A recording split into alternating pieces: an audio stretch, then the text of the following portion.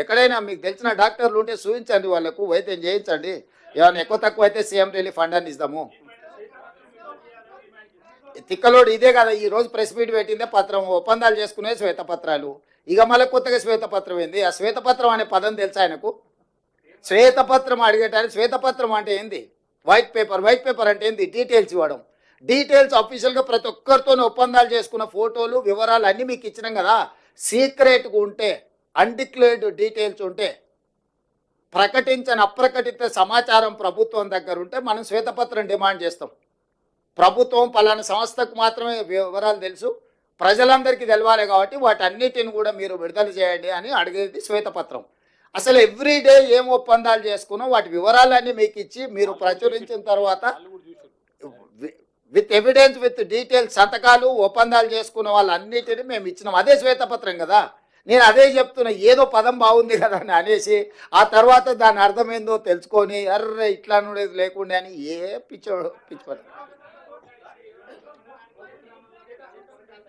ఏం రాహుల్?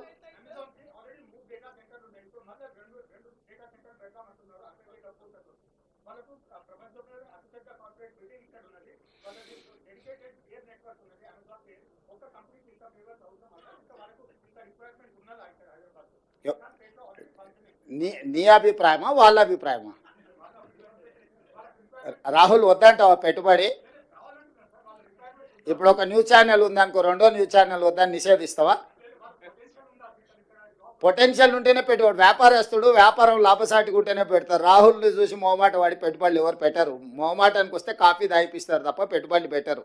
ఈరోజు మన ప్రభుత్వం యొక్క విధానాలు, ఈరోజు ఎనర్జీలో మనం తీసుకొచ్చిన ఓపెన్ యాక్సెస్ విధానం, ఈరోజు డేటా సెంటర్స్ని ఎక్కువ ఆకర్షించడం, దాదాపుగా డేటా సెంటర్స్కి రిలేటెడ్లో 1,00,000 కోట్ల రూపాయల పెట్టుబడులు ఎందుకు వచ్చినాయంటే గత ప్రభుత్వం యొక్క విద్యుత్ విధి విధానాలు, మా ప్రభుత్వం వచ్చిన తర్వాత తీసుకొచ్చిన ఎనర్జీ పాలసీతోని ఈరోజు మనం పెట్టుబడులను ఆకర్షించినాము.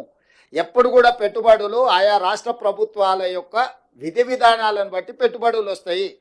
ఈరోజు మనం తీసుకొచ్చిన ఎనర్జీ పాలసీ వల్ల మనం మ్యాక్సిమం ఇన్వెస్ట్మెంట్స్ని అట్రాక్ట్ చేయగలిగినాం.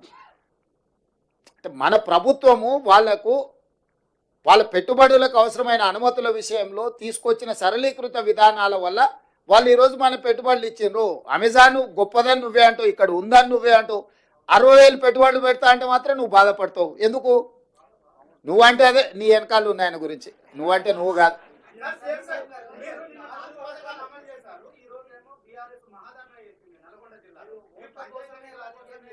ఇప్పుడు నేను ఏమంటున్నా అంటే ఈరోజు మనం పెట్టుబడులకు సంబంధించింది మాట్లాడుకుందాం. అట్లాంటి చిల్లర పంచాయతీలకు బొచ్చడి సమయం ఉంది.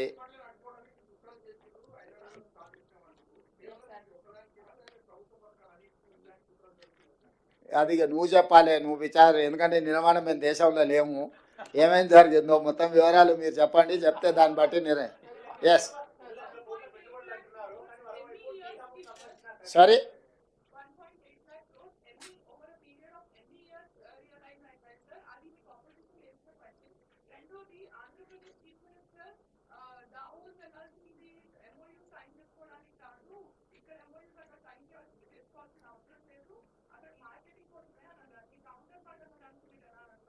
నేను ఏం స్పందించాను, ఎవరి ఆలోచన వాళ్ళది. నా వరకు డావోస్ పర్యటన అనేది పెట్టుబడులను ఆకర్షించడమే కాకుండా ప్రపంచము ఏ విధంగా ముందుకెళ్తుందో అవగాహన కల్పించుకోవడానికి కూడా మనం వెళ్తాం. అన్ని విషయాలు మనకు తెలియని విషయాలను తెలుసుకోవడం అనేది మానవుడి యొక్క పరిజ్ఞానం పెంచుకోవడం అనేది అది minimum sense and common sense.